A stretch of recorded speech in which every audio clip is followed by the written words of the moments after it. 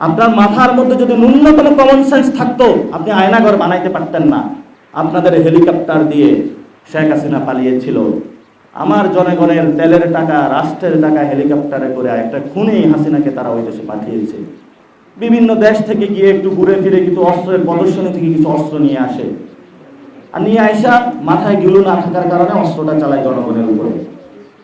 কি অদ্ভুত একটা বাহিনী, কি অদ্ভুত গোয়েন্দা সংস্থা।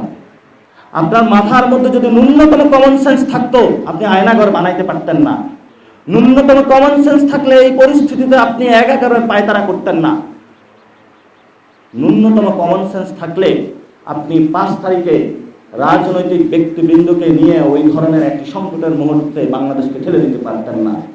আপনাদের হেলিকপ্টার দিয়ে শেখ হাসিনা পালিয়েছিল।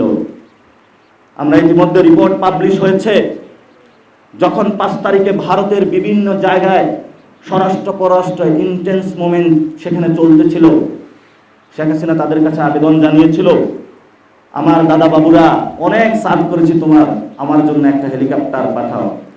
দাদা বাবুরা বলল, কি সার্ভ করেছো, নিজের ক্ষমতায় তো থাকতে পারতেছ না, আমি অন্য কাউকে খুঁজে নিব, ন্যাশনালিস্ট ব্যানারের আড়ালে তোমার লাগবে না, সো আমি তোমার জন্য হেলিকপ্টার পাঠাইতে পারবো না।